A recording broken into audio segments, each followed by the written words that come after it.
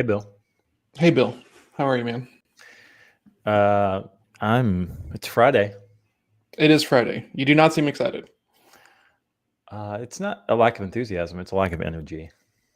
Okay. What So, is that attributed to? uh, well, let's see. Life is a complex thing, John. No. Oh, Lord. Uh-oh. Pulled the wrong No, string. yeah, no. I'm feeling reflective today. No, Okay. I just I had a later evening getting home because the highway was closed, and so I The sat on the highway highway for was like an closed? hour. Oh. Um, so it was one of I thought I'd be home by 10. I went home till 11. And then, when your routine gets messed up, we Oh, yeah. everything just kind of unravels. Yep. So I'm just feeling tired today. That's all. How about you? How you feeling? It's been a weird week because it was a short week. I've been trying to figure out this travel thing for next week and what's the plan for that, while also trying to be present and do all my networking and everything. Yeah, long week. Not a terrible week, but a long one. And yeah, I'm looking forward to the weekend. I'm looking forward to the travel next week. But yeah, I feel like I have a lot of things in the air right now. Gotcha. Well, I feel you. And then that's what it is too. If we were talking off air, that I tweaked my back this week. Yeah, So that also makes us it tough during old sleep. guys, old guys, Old guy problems. old guy problems. Man, you got to get the foam roller. You're right. I do need to hit that. I have the big wheel. I don't know if you've seen Hmm. those. Those are Oh, cute. the back breaking thing, right? You just kind of Oh, roll your spine on it. oh yeah. Oh yeah. I have seen that. I thought it was a gimmick. Okay, hold on. No, it's fantastic. It is beautiful. It's called the Chirp. I know. Yeah. So I've seen the ads for the chirp thing, and I was like, I Mhm. wonder if that thing works. This is the foam roller Yeah, that for sure. I like lives in here. I used to do the foam roller, for sure, Yeah. and then that was actually a present from our friend James Thorne. Oh, nice. Yeah, as, I was like, you're old when your boss buys you a back, uh, the back therapy device. I love how every day is like a new joke of how you're old. Like it's just like each day I there's know, and there's a we're new not old. opportunity. That's We're what's not funny. We're old. not old. Yeah. No, not at We're all. just we're aging. There's a big difference. Yeah, my birthday's Sunday. Damn it, I'm not getting old. I know. That's I'm true. aware. Yeah. Good morning, Uh, Michelle. hey, Michelle. Okay, well, let's see. Let's get our wrap then for the week so Yeah. that we can transition into Fun Time Friday. What do you have today? Let's see. Gabe, what's up, man? What's up, Good to see Gabe? you. I've got a few specific meetings that are just kind of Friday type meetings, and then I've got Okay. some follow up. I'm gonna go back and watch some of my own coaching calls. Now I have a few in the queue, Yes. so I'm actually really looking forward to that. That's kind of the highlight of my day today. Hmm. And we use Chorus to record our calls, and it's got a spot on the side where you can go through and it'll time mark it, and you can put a comment Hmm. in, and Yeah. then so people can come back and see what you commented and stuff. So, Yeah. and I'm going to share some of those out and try and get some more commentary. So Nice. that's kind of like my big highlight. Are you in? Okay, so two questions. One, are you enjoying Chorus as like a platform and a tool? Very much, Yeah. very much. Yes, I've it's not super easy to use. I've not been able to put hands on it, but I know a lot of people who are very excited about it. So cool. That's very cool. I would love to screen Yes, share and kind of see the absolutely, backside of that at some point. absolutely. Um, the second part is you were very excited yesterday about having two coaching sessions. How did those go? Yeah. Haha. Yes, those are good. Yes, and there are two very different coaching sessions. One of them was like with a newer client who's basically about a month in, and so they're Mhm. still like crushing it because they're like on that They're enthusiasm on that, high. yeah, they're on that enthusiasm. Mhm. What is it called? Overly optimistic enthusiasm. Look how great this is going to be, right? And yeah, yeah. Yes. Like you said yesterday, 3 days, 3 weeks, 3 months. It's like the puppy dogs, like they're like tails going. Yeah. Like so that's fun though. I mean, that's a fun call, right? So Yeah. it's more like, so what can we do better? I'm like, nothing. Go team. Yeah. Like, I mean, Yeah. obviously we Like come things, but you're in the right gear, you're doing the right thing. Like, Mhm. and I was talking about this with someone yesterday, and I was like, you have to rest. because I was Mm. I was talking to a friend of mine who I've coached for a while. We're not currently coaching, but we still meet every week. And I was talking to them and I said, "Hey, so what does your time off look like?" And she's like, "I'm just so swamped, I don't have any right now." And I was like, "That's a problem." Mhm. Like, Mhm. you have to have time off, time away. Like, improvement is training plus rest, so that way you can then perform Yes. better when you need it. And Yes. rest and self-care, man, they're super important. And the self-care can be anything as long as it brings value to you or brings recharge or anything else like that. Like, Mhm. it doesn't have to be anything super crazy. And I think people overthink it all the time, right? So my self-care is this trip to Paris. Okay, well that's fantastic. That's great. And there's a lot to be said about like forward planning of vacations and having that on the calendar and everything. But you could also just go for a walk. Yeah. You could also just reward yourself for like doing a very productive week. Mhm. And things like that. It doesn't have to be a grand thing. So, Yeah, luckily this is the client that are basically flow trainers, and oh so yeah, they are masters of that. So they have yeah, that they're stuff in it. in their calendar. So Oh man, yeah, that it's that amazing. makes me jealous, honestly. I know. I'm going to share more of that as we get into it. I know you want to hear more about that. And then the other client was an old one, seasoned, as Gabe would call them. Yes. Uh, I'm like a who, cast iron skillet, yes, yes, we're seasoning. That's right. face to match. That's well played. Well, this was an old client that was kind of like puttering along, trying to Mhm. get to through the finish line, Yeah. and they Yeah. kind of injected me in for like some energy for the Yeah. last part of the haul. So it was kind of like a reset call a bit. So that was also fun Nice. because I got to question everything, and I had Yeah. permission basically, and so it was like, That's yeah, what people miss about being the new person, right? Is that it allows you carte blanche to show up and ask every stupid question. Now, I yep, know you were working with Jake before, but I'm just curious, why did you decide hmm to do this? I've not been able to understand that from Jake in our conversations. How did you guys decide that that was the right decision? You can question with such depth. oh You yeah. can you can go. I mean, you can tunnel to China, right? In those Well, kinds of one of my situations. favorite questions in that situations is talk to me about blank. Oh yeah, a Just very talk to me about, very direct, assumptive question. Oh, and I and and I haven't accused them of anything yet. I'm just like, yeah, talk to me about blank. yeah. Tell me more about that, right? It's a Yeah, question, but it's also not really, yeah. and people are like, well, and they just start talking. It's amazing. Mhm. Um, Yep. Have you read the book? What's it called? The one with the hostage negotiator, Chris Voss. Chris Voss never split the difference. Never Split the Difference. There's a thing like that he has.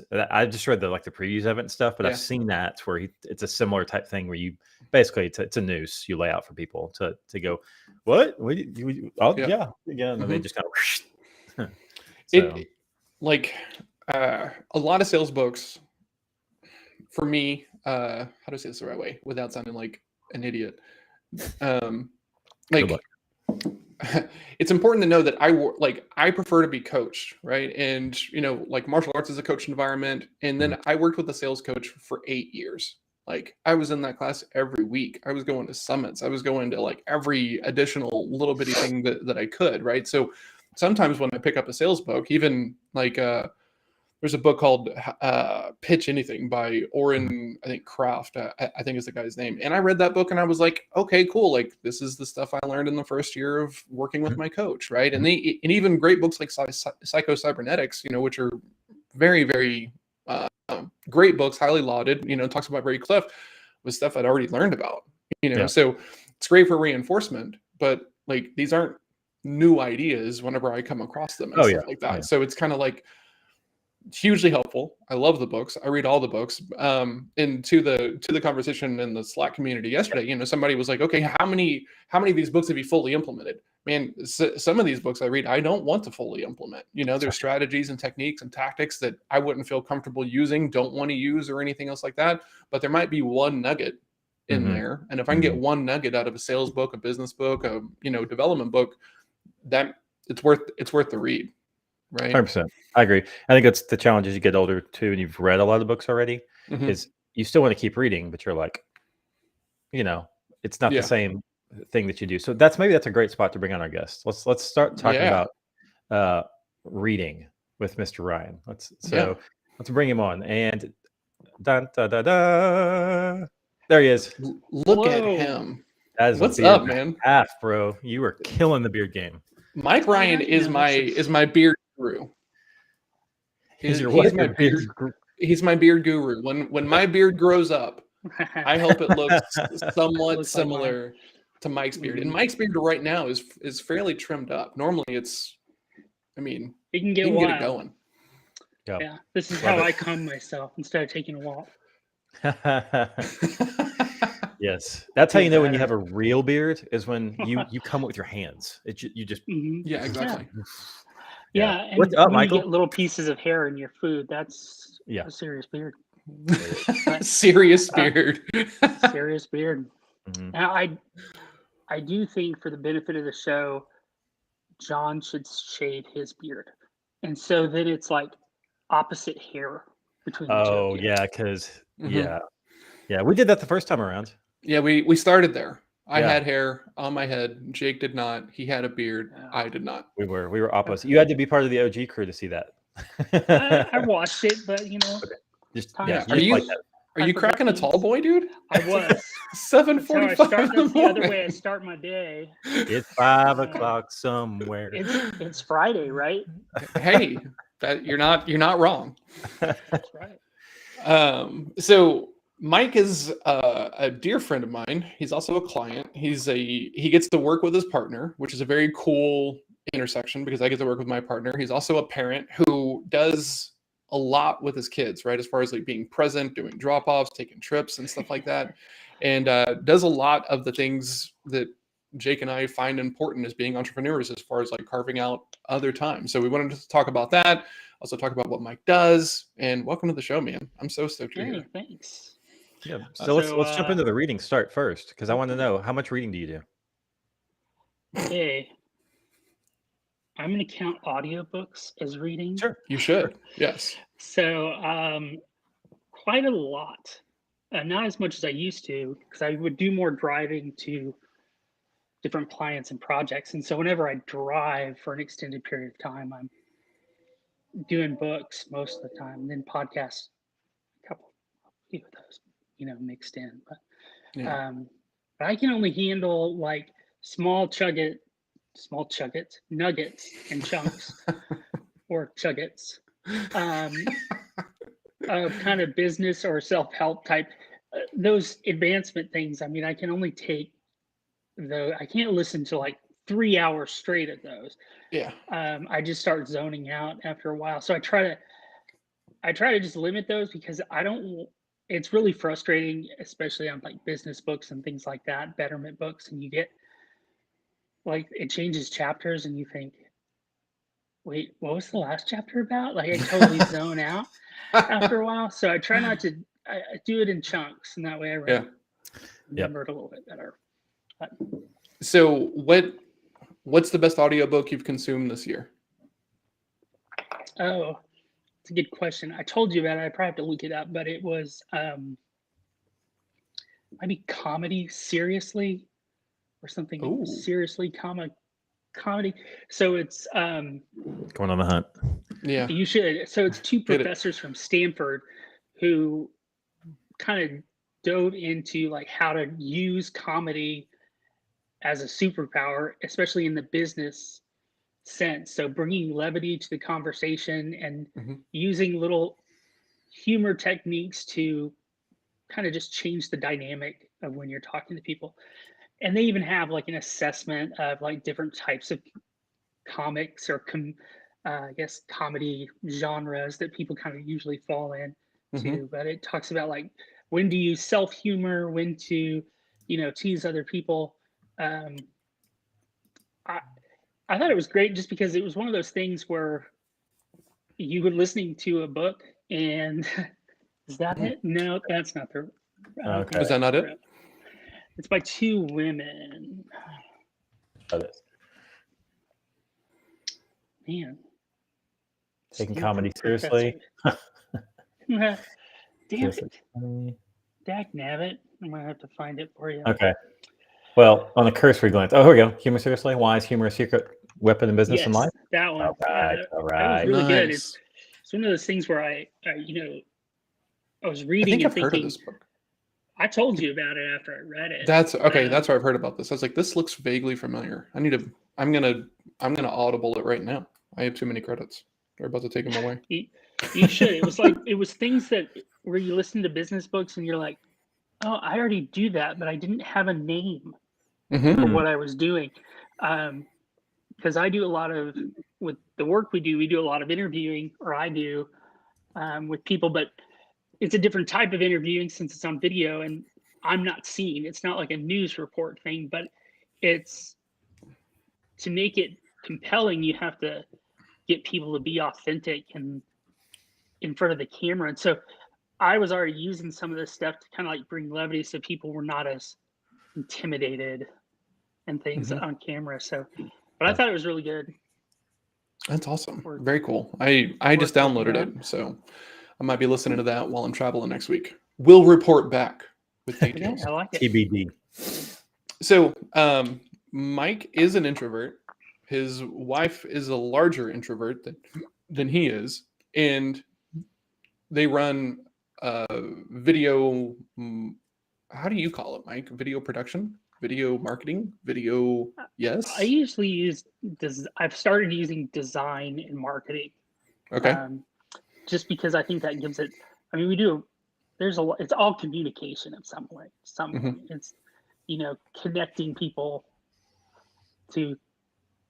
with emotion and education and things like that. It's subtle manipulation so people understand you a little bit better.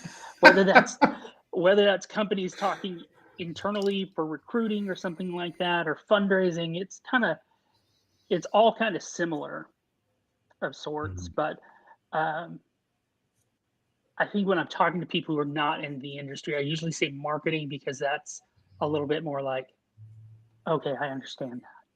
Yeah, that makes sense. What is the hardest part for you of working with your wife, partner, Karen? That's a good question. I mean, we've been doing it for a long time. And so at the moment, it's pretty easy at this point. I mean, Okay. when she first came on full time, there was a little bit of an adjustment as far as trusting her completely, when before I had more hands-on in the post stuff, and then it was completely stepping away. And so it was hard to kind of step away. And it also was hard to figure out, all right, how do I give feedback on what she's done properly, and then vice versa, without her saying what you did on set sucked and now I have to fix it. And thanks And have a a lot. Bruce up there. Or just trying to make it where it's not necessarily emotional, or kind of just where it's just that little bit of separation but I think that just comes with a little bit of time, and it's a lot of respect for one another. And Yeah. it just, I mean, I don't know if we're outlier or not, but there's nobody else I'd rather be spending my day with anyway. So Yeah. I think it's a privilege to be able to do it. I mean, it's tough sometimes. But I mean, one of the things that important to Karen that we've always done is like, there's a distinct break. So like when we're away from the office or someplace else that's paying us to be there,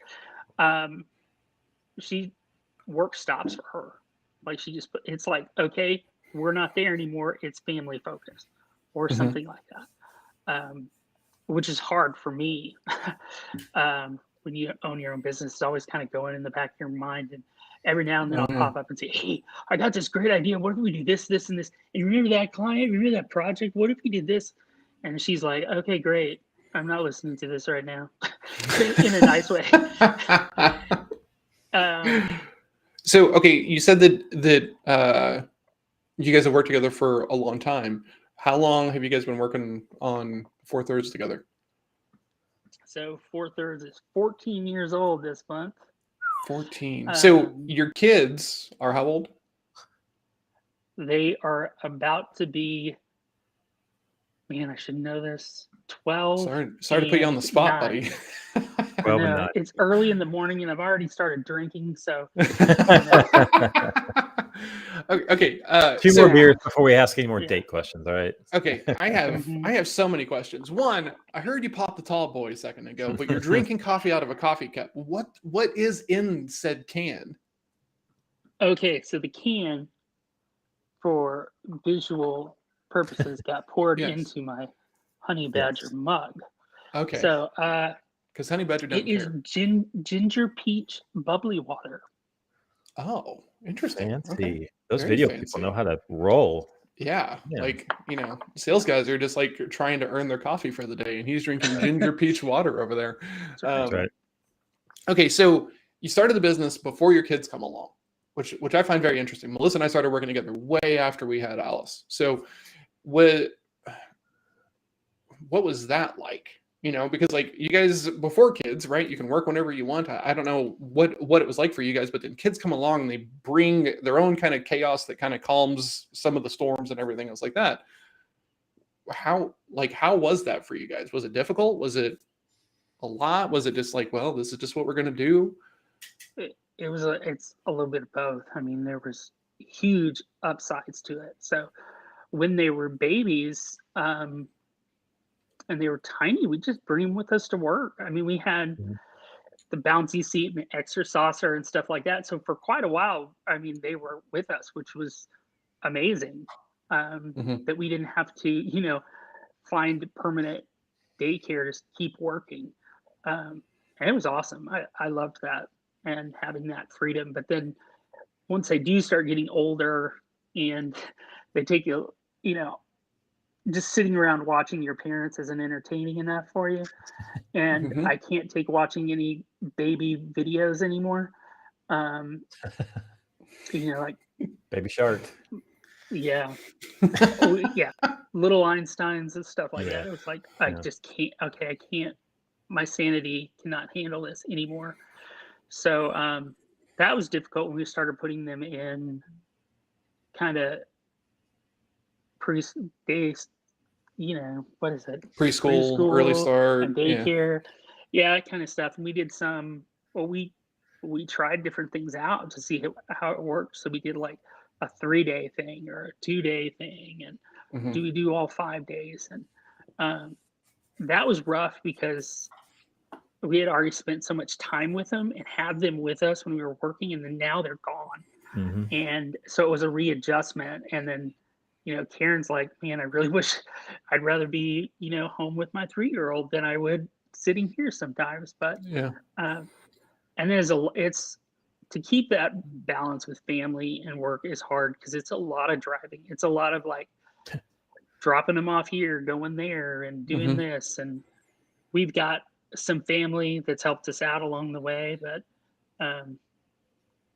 yeah, so those years until they both got into were old enough for full-time school was a struggle.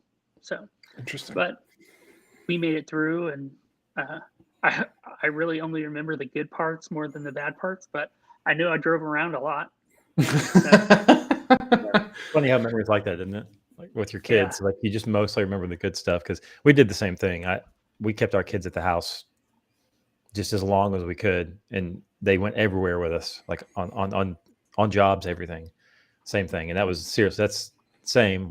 Some of my favorite memories were the 2-year-old and a 3-year-old and a 6-year-old out at a client job. Like so fun. So the idea of Mike walking around with like a baby Bjorn with like a baby in it, and then like holding like the big like shoulder rig and everything at the same time, and like trying to frame and light and pan.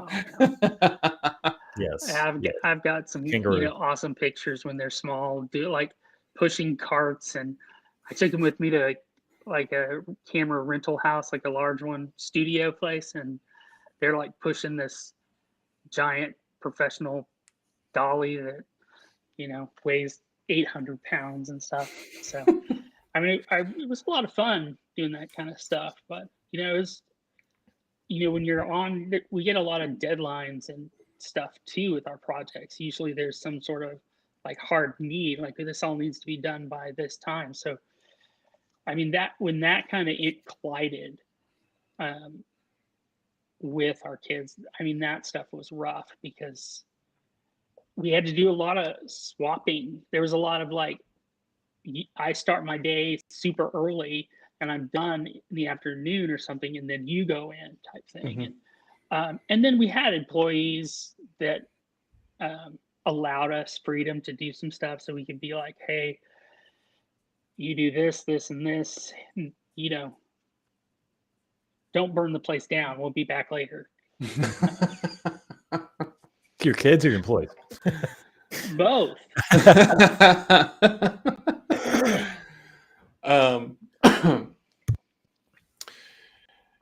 Jake? Sorry, I was clearing my throat. Okay, man.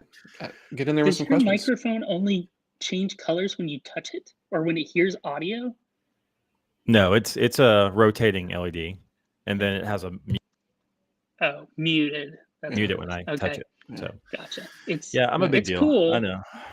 It looks If like you- something a teenage girl would pick out, but I like it.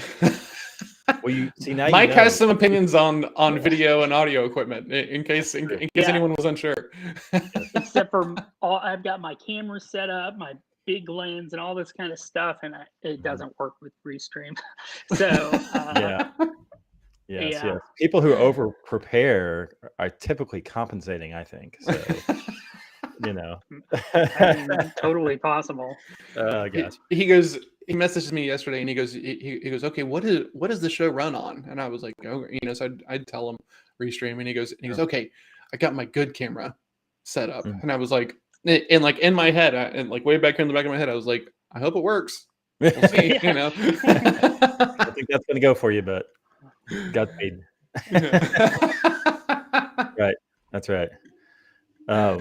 Yeah. So actually, Michael, the question I had as you were talking about your kids is when you're working on projects and you're trying to grow a business, a lot of times it takes way, way more hours than it should. We just push ourselves and push ourselves and push ourselves. Did you ever find yourself like, quote unquote, forgetting about your family, even when you were working with them, just because you were so like locked in on got to go to this, got to do that, got to do that. And then like a week would go by and you'd be like, I haven't really seen my family this week. I mean, they're right there, but like I haven't really talked to anybody or like. Honestly, it's now that they're older, because when they're smaller, they're all up in your space all the time. So there's no, if I've got pictures. I gotta eat. Like, yeah, the boys hanging on me while I'm trying to do work at home. Yeah. But now it's a little bit harder because I almost have to force them necessarily, because they'll go off and do their own thing. And if I'm focused on work now, I don't have them a constant reminder of, oh yeah, I'm here and I need attention. So, now it's hard. Yeah. But, dang kids. Yeah. Harder. I know. I would have gotten away with it. One for you dang kids. Right. Well, I was trying to figure out from a boundary standpoint how you do that, right? Because when you have kids at home and you work with a partner and like they're around all the time, and like mine are 16 and 13 now, so I have the same thing. Like they just disappear. I have to go find them if I want to hang out with them, Right. But up until a couple years ago, like boundaries were tough. Like how do I get work done? If I need 2 hours of work time, how do I do that? Yeah. And most of the credit goes to Karen, because I would totally just keep doing stuff and get real focused in on what I'm doing. But she's pretty like you got to stop. We're at home now. And that's one of the reasons we've always had people, since we worked together, people always assume we work out of our house. But you have an office for a while. Yeah. But yeah, I mean, that was the reason we had to have an office, is it created a physical reminder of the separation. And, so I would just totally zone in and do whatever and keep working. But I don't know. We figured out there are moments where like one of us will have to do other stuff, and we kind of work as a team to say, okay, well, this has to get done. You go in and do this. I'll stay here and do this. And we keep that to where you really have to go to the office. So it's still that physical barrier instead of doing work at home, because we tried that with COVID. It didn't work very well. I don't. The idea of having an office and having that separation appeals to me on one level, but I also just love being able to go in and, like the whiteboard is also kind of like an inbox, right? So I'll come in and I'll, like, you guys can't see, but I have like a little like task list of things that I need to be doing over here, right? So I can come in, I can just drop the to-do on the to-do list, and then I can put it down and go back and be present. I think if I worked outside of the house, I mean, I could build the same thing, but I don't think it would happen They allow whiteboards as organically. at offices, I heard. Well, I think if you pay enough, you can put as many whiteboards in the office as you would like. So yeah, you can. Yeah, there's a flow. I take notes on my phone as reminders. And then I physically write stuff down on this thing called paper, and and I keep it in my pocket or something until I find out later and figure it out. I almost spit water everywhere. Nice. Yeah. This thing Real called paper everywhere, y'all. Real We are paper. like all in. Yes. It's okay, so very analog. Let's talk about your tech for a little bit, because you're a camera fan, obviously, right? You take a lot of camera. You also run a business that has a lot of digital components. So, what cameras do you prefer to shoot on, and what do you recommend for most people?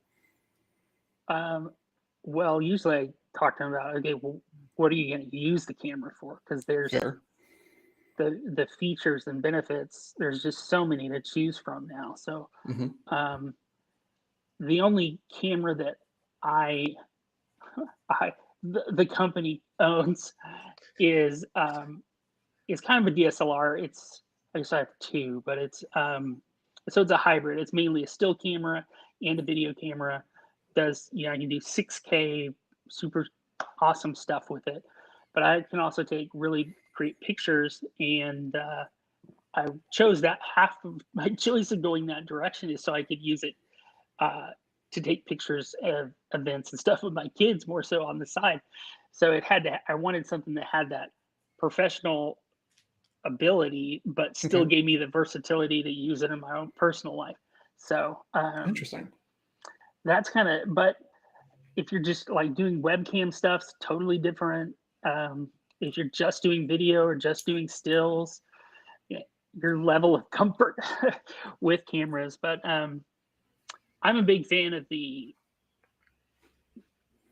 kind of DSLR video or mirrorless ones that you can interchange lenses, and you can do stills, you can do video. It's like can do every type stuff, but that's usually the route I recommend to people. Are you like a particular team, a brand? Because I know there's definitely yeah, there is like Apple PC level. Right. Yeah, exactly.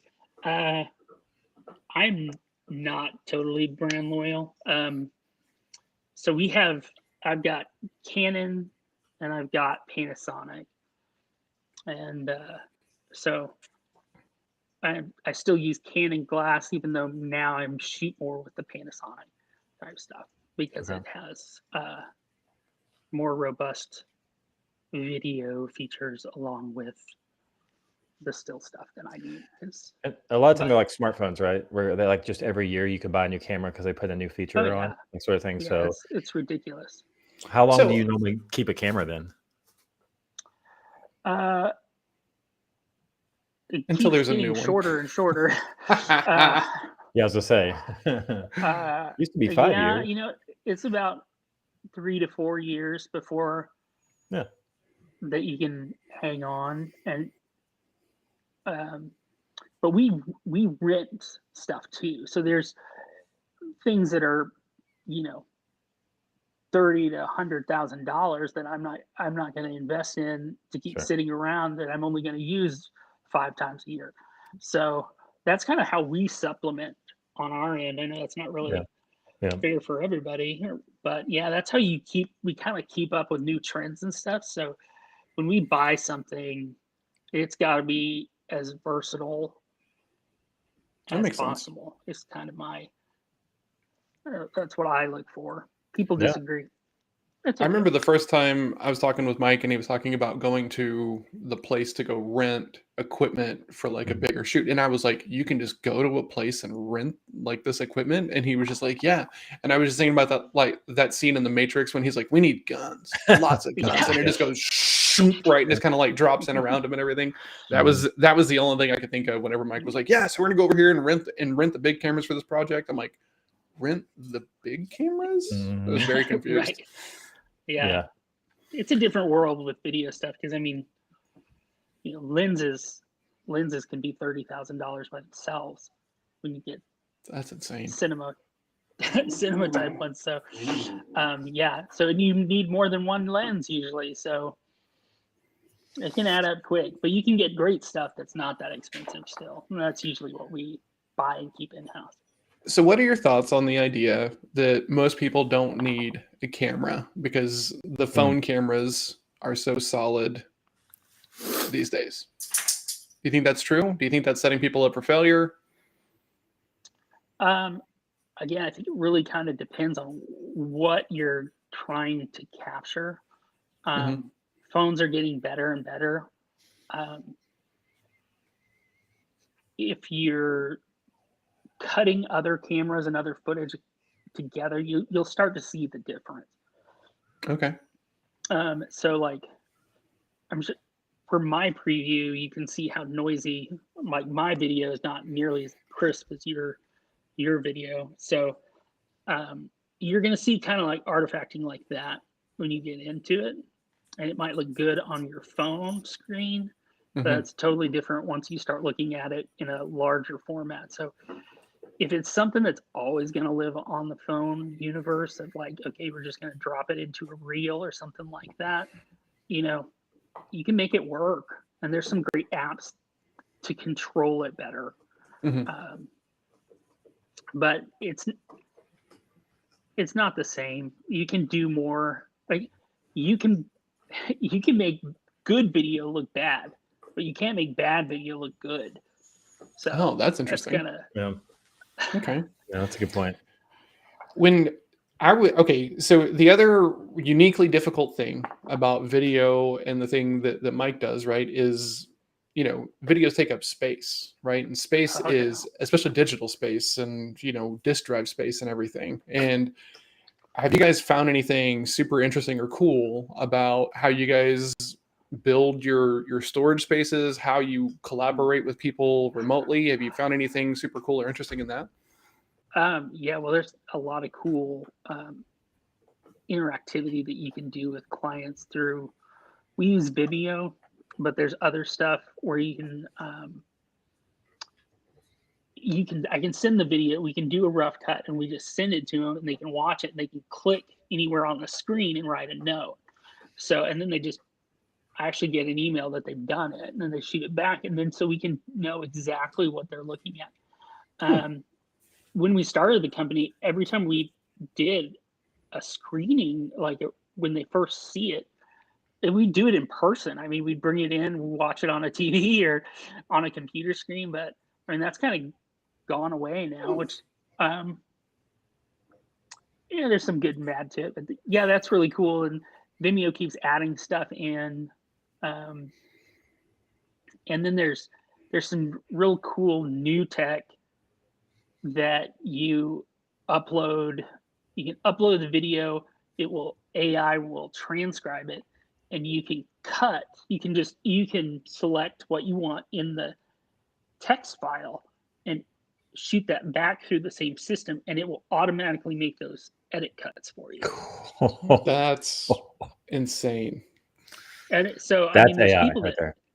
That's real AI. That's not like automations being like built Called AI. Yeah. Hello, cat. What's your cat's name, Mike? Shadow. Shadow. Hello, Mike Shadow. Mike and his family have got the most amazing names for their pets. Yeah. His dogs Shadow have got Facts. these Shadowfax. There's the real name, everybody. Shadow Yeah. sounds just very Shadow. cool and sleek and everything, but Yeah, Shadowfax. Shadow Facts. Yeah, so there's real cool stuff. There's new stuff that comes out all the time. But the problem with stuff like that comes back to storage.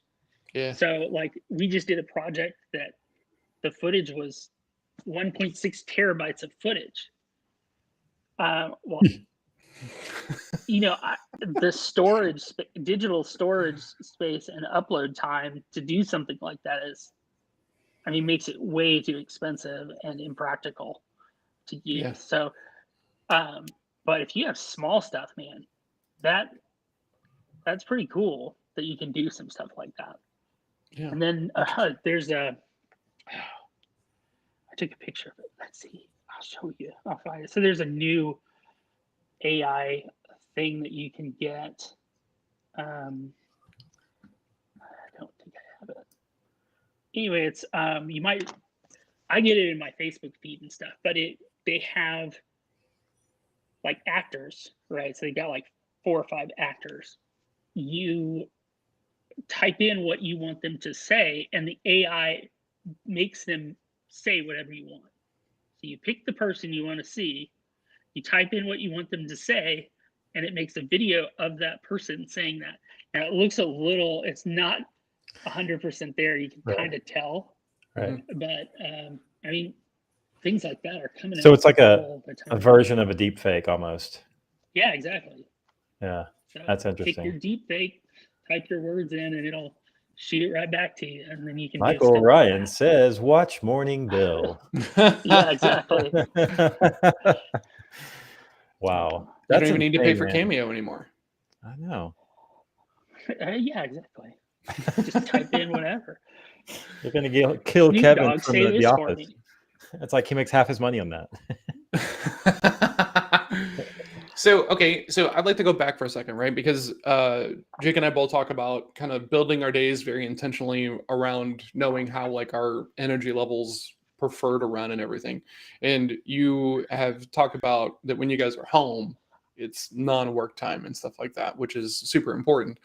Do you have any other tricks to like your routines or how you pace your days or activities on certain days and different things on other days? Like, how does Mike run his week when he's being very strategic? Strategic.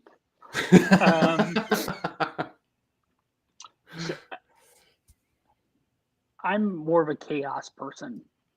So I try to schedule as much as I can and do stuff just to get things done. But I also know that my personality is that I live kind of up in the clouds most of the time, and I'll get fixated on things. And so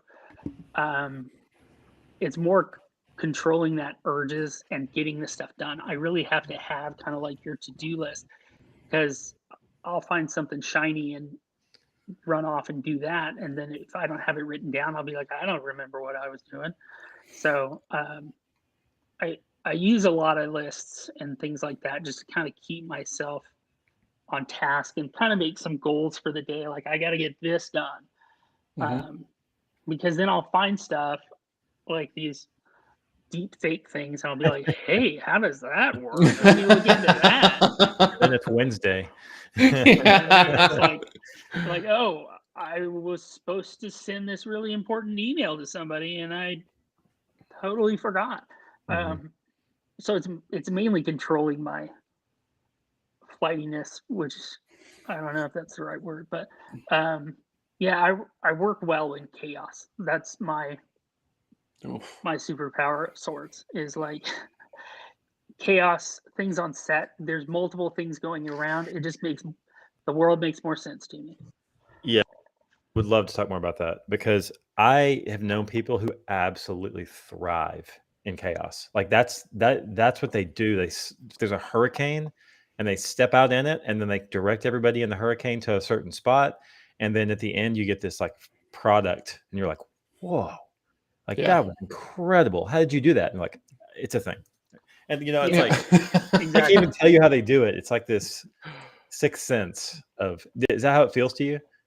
Yeah, it kind of does. It's I went through this business course thing with Goldman Sachs years ago, and they did an exercise that I thought kind of helped me understand like the thought of why I do so good on sets and things don't bother me. I can handle multiple things at once, but you were given a task that was very concrete, and you had a list of rules, and you kind of had a process already, and people were able to kind of build leadership skills that way. Like, so you did that exercise, and some people thrived in that. And then they give you another one that says like just one direction, like make something. And then they just give you a table full of junk. And everybody, most of the other people were kind of like lost. They're like, I don't understand. Can you tell me what am I supposed to make? Yeah. And I was like, hey guys, why don't we make this, or we can make this, or we can make this, and this is how we're going to do it. You do that, you do that. But like the one with directions, I was like, this is boring. Anybody can do that. I don't want to do it. Yeah, fine. You be the leader. Yeah. I'll look for the corner pieces on this puzzle we're supposed to make for you. Whatever. Right. But yeah, stuff like that. My brain works that way, is what I've kind of discovered. So how would you tell other people who are like that to make better use of their time then? Because obviously you get a lot done. Not as much as I should. Well, we could all say that. I mean, Yeah, that's the whole reason this show exists. That's right. right. Is like, how do you get more done while still Job being security. present and doing the other stuff you need to be doing? Like, yeah. We feel the same, Mike. Yes. I coming up with, it's kind of been a trial and error thing. So I've tried a bunch of different stuff for like to-do lists and some online stuff, and what we've done over the years is like, I know what I can do for myself, and then we implemented a robust project management system.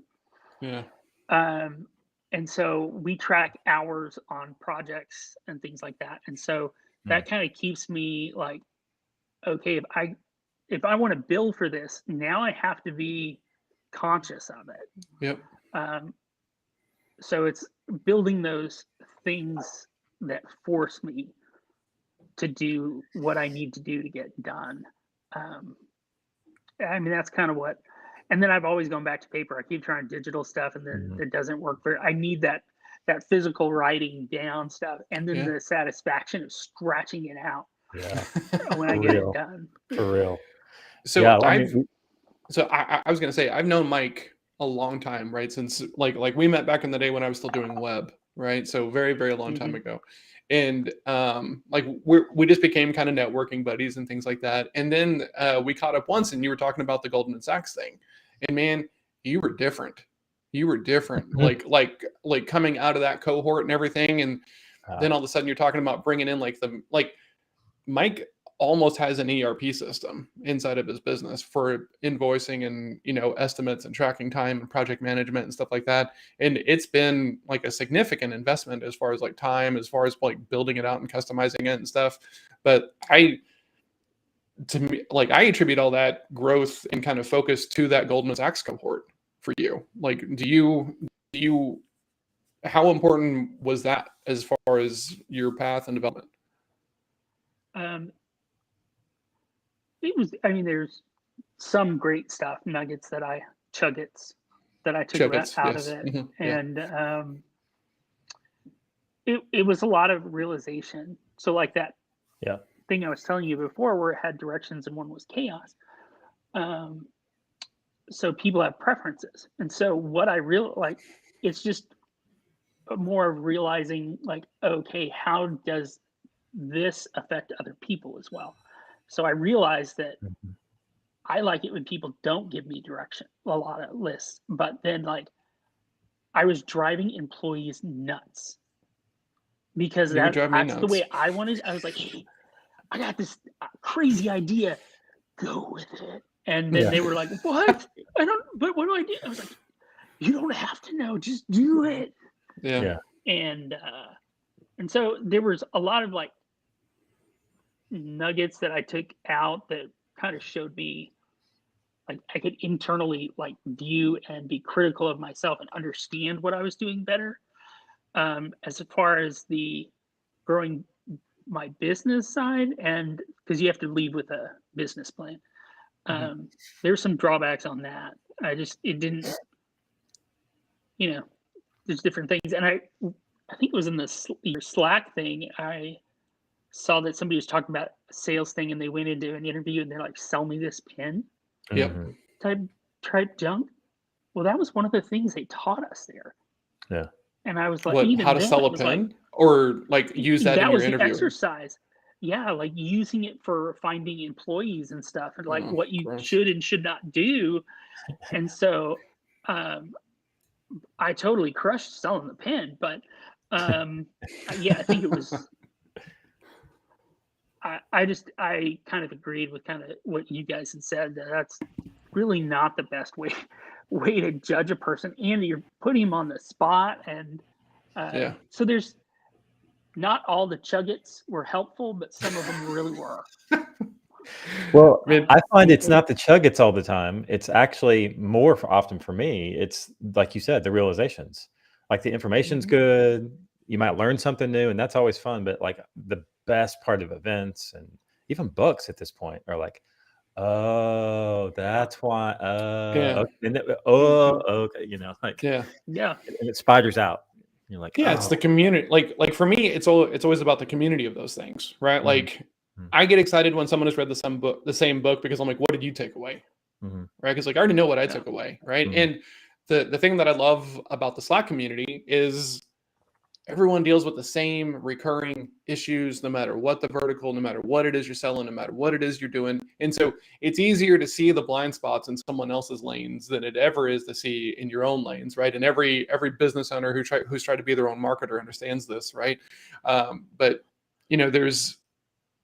there's so many ways of getting sales done, but like seeing other people struggle with the same stuff, and then, okay, how is that similar to my situation? Like that's my first problem solving step, right? Of going into a community and being like, hey, how do other people deal with this? Because once I figure out how you deal with it, then I can think of a way that I want to deal with it in my own way. yeah, So that community thing is huge. oh, yeah. So okay, do you how do I say this the right way? Where would someone need to be in their business to get the most out of the Goldman Sachs cohort, in your opinion? I think there's a minimum of how many years you have had to be in business, which I Okay. don't remember how many years you've had to be in business. I think early on it would have been a lot. It would have helped a lot, because they go into things that, like they do deep dives into things like accounting for your business and stuff like that, which is, I graduated with a film degree. I avoided accounting, On even though my purpose. dad told me I shouldn't. I did. I was like, I'm never going to use accounting. I'm going to make movies. Yeah. And I wish I would have listened to him. But so it's just those things that like wasn't even in my radar, like different things that we were supposed to be, that you could do, Mhm. or ways to look at the information, or even gathering information. So I would say the earlier you can get in there, because what I had to spend so much time fixing. Oh, interesting. If that makes Mm. sense. So all of our processes for everything, for invoicing, for tracking, for all that kind of stuff was just a mess. And so it took if you don't have the mess to fix, then I think, yeah, because we had been in business almost 10 years when I went through it. Mhm. And I had 10 years of doing things wrong to correct. And I had to hire companies to help come in and do it. I think, John, you helped me with some, and then we had to bring in an accounting specialist just to fix all our stuff and transition us to new software. And so I think the earlier the better. Interesting. Yeah, and just kind of get those realizations of how you're working, or getting those chuggets in early. Those chuggets. Yeah. Chuggets are important. Let me Second see. Friday. I know Mike so well that I'm trying to think of good questions that will that are not too inside baseball, because I know Mike very well, but would also be helpful to people. Okay, if someone is nervous about video, right? You're a video guy, right? There, and lots of people are nervous about video. What's your advice to someone who is avoiding video because they're nervous about it? Are they doing video of themselves by themselves? It would be my question. Or are they having people help? But I mean, just some of the basic things of like understanding how to get usable video and audio. And then on top of that, it's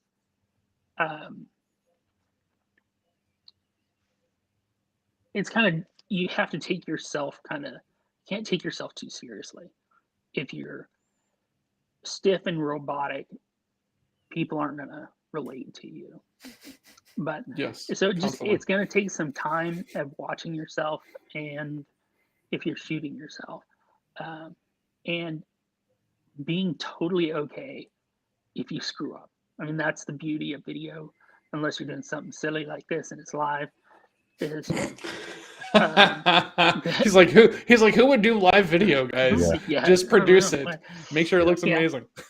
Yeah, well, just remember that everything, you fix it in post, which then brings up a whole nother thing of like, okay, wait, now I have to do post, now I have to do editing. Yeah. So, but even the basics of that, like just being, don't beat yourself up to look perfect on it. Like, be human, and if you have to do it multiple times until you're super comfortable with it, and Yeah. then look at all the, be willing to spend the time to go back and look through them and find the things that you did good, and even shoot more, or take the good stuff and put it all together. Yeah, because that's kind of one of the first things we say to people when we're talking to them is like, if you mess up, it doesn't matter. You can say something completely screwy and say, I don't know why I said that. So, like, hey, Unless I you're said live. chuggets instead of Unless you're live. instead of nuggets. Can you fix that? That's And gold, I'll go, though. yeah, no problem. It's gold. So that's Yes. See, from I tell Goldman people to- Sachs, you now spit gold. It's Yes. I don't know about that. I want to spit it in my own hand and then put it in the bank and buy myself something nice. Where do you think where do people put the wrong focus? Right? You said make it easy, take it easy on yourself, and I have all the questions about that because I'm not super good at it. But I feel like there's got to be more to it than that, though. Like, hey, just don't beat yourself up. So, like, I don't. There's more, I would think. Easier said than done. Is that what you're saying? Yes, exactly right. Like the C in me is like, oh, Mike, that's not enough. But that's why Mike does this for people and doesn't, yeah. Yeah. So yeah, absolutely. Yeah. If you have somebody there, to coach you right there, that's also a great plus. Even if it's, you can hire professionals like us who can help do lots of things, but having somebody else who can be honest with you and objective and watch what you do and be able to say like, hey, do that again. Or just the tiniest little hiccup, like, you know what, maybe do it again just in case. Mm-hmm. So, I mean, a lot of it's about feedback. And so if you're doing it all by yourself, it's rough because you're going to have to shoot it, watch it, and be critical and open to see places where you can make changes. When There's my you nugget. go in, chug it. Chug it. Chug it. I use comedy and all kinds of other stuff to get you to forget what you're actually doing.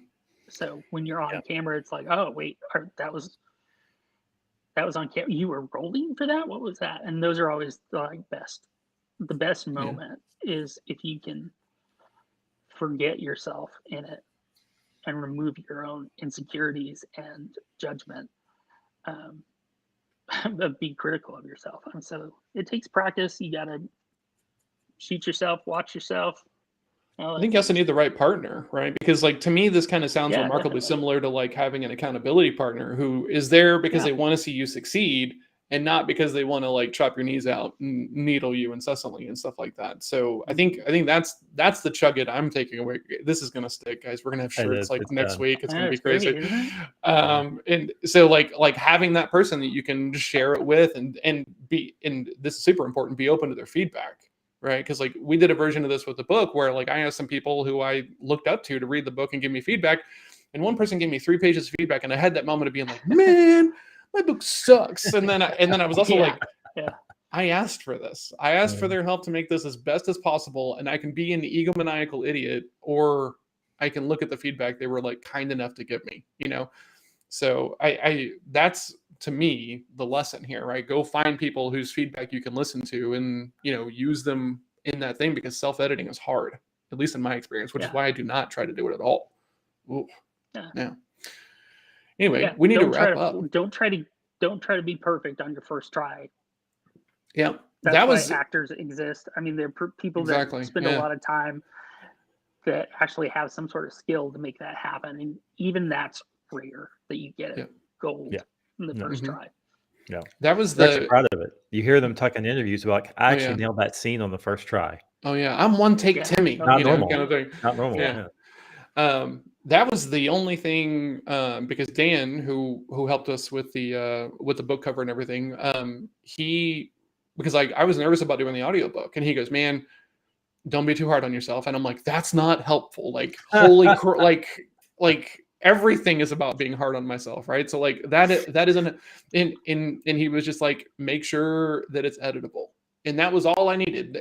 Then I was like, oh, okay, cool. So if I read this 2 to 3 times, every word, every line, at least one of the versions should be okay. And then my dear, amazing Melissa was like, you read the whole thing 3 times? And I was like, yeah. And then she was just so tired of hearing each section over and over and over again. So, but you know, giving it to her allows someone else to do it, someone who I trust, someone who wants to have the best product around as well. So I think that's when I say don't take yourself, like, be cool, relax, and don't beat yourself up. That's the job of having like a coach or somebody there that you trust. It's their job to beat you up. You just focus on what you're saying. True. You're right. Well, what's funny is it's sometimes it can be both, right? Because you'll have to actually loosen them up. Yeah. And then let them be themselves and then beat them up. Yeah. And then loosen them up again. Yep. It's almost like there's this comedian, Bill Burr, right? He talks about trying to like lose a crowd on purpose, right? Yeah. He'll go up and he'll try to make them angry, try to piss them off, try to pit them against him to see if he can win them back. Yeah. And I'm like, what an interesting thing, right? Because like as a coach, sometimes it's like I have to make someone uncomfortable, or I need to make them comfortable, so that way we can do the work that requires being uncomfortable. But then I want them leaving that session feeling like they can go do the things that we talked about, right? So it's kind of like almost maybe the inverse for me. No, it's probably the same. I would say. Yeah. So we got to go because Jake has got a meeting, and I'm very excited. I have a haircut today, guys. Hey. Whoa. What's that like? What's that like? I have a razor in my shower. Is that what hold on, guys. Hold on. I was not trying to rub that in as like, hey guys, look, I'm just excited because like it's self-care, right? Like I'm gonna go to Fort Worth Barbershop, which is a very cool situation. If you're in DFW, you gotta go. It's rad. And I'm gonna go in there, get trimmed up and cut up and all that stuff. It's gonna be awesome. And it's a little bit of self-care, right? It's taking care of myself. Yeah, that garage door open today. Get the breeze through. Yeah, man. Fantastic, man. I'm jealous. That guy, so Jonathan Morris, that man can create a vibe.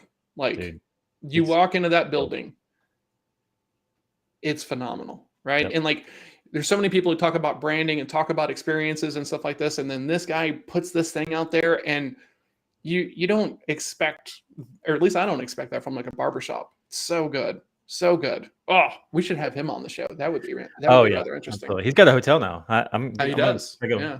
The have him stay in Dryce, that I think too is and what see it's how called. it is. Yeah. He also has a TV show on the Magnolia Network. He does. Yeah, and that dude is killing it. He's slaying, man. Yeah. Anyway, we got to Oof. go because I got a haircut coming up. I'm excited about. We gotta go. Um, John's got a haircut. Yeah, exactly. It's going to take a while to cut all these hairs. That's right. It's going to be a whole day. Well, me and Michael will go talk about Chuggets, and you go get your haircut. And Yeah. So Your you guys talk haircut, about yeah. razors and Yes. all that stuff. Right. exactly. We Mike, can thanks talk for coming about on the show, man. Beard care. yes, Yeah. wax and Yeah. conditioners, and we'll talk about that sort of stuff. Yeah, you guys, mine doesn't need any of that. It just does what it does. We do So, the same thing, just the opposite side of our face. I mean, that's what it comes That's down fair. to. It's Yeah, just we, absolutely. yeah. So, all right, guys. Well, Mike, man, thanks so All right. much for coming on the show. and Thanks for coming on the volunteering show, like man. Yesterday, yeah, that was awesome. Well, Yeah, like happy super early short birthday. notice. Yeah. Mhm. Oh, thank you very much, man. I appreciate it. Hashtag never forget. Yeah. If only everyone's birthday was on National Tragedies, they would all have hashtags as well. That's right. Fortunately, Mhm. it doesn't work that way. Thank God, that Yes. that not everyone's birthday is a national tragedy. Yes. But yeah, thanks for coming on, man. Super short notice. Getting very uncomfortable because for someone who does video for people, like Mike doesn't have Wrong a side of the camera. show. He doesn't put himself out there or anything else like that in a big Yeah, way. we're So way more behind the scenes type stuff. Especially Karen. You don't see Karen. She's Yeah. like a ghost. That That's her kinda and how Mel are Melissa that is. way. yeah, They're ghosts. Yeah. exactly. They're figments of our imagination. They, And, I was like, about to say they exist in our minds. That's where they, Yeah, and occasionally they Right. show up like a ghost. yes, exactly. All right. awesome. Right. Cool. Thanks, Thanks for gentlemen. coming on the show, Having me man. I on. appreciate it. Yep. Thanks, Well, Bill. have a good See weekend. ya. You too, sir. Bye, everybody. See you, Bill. See you, Bill.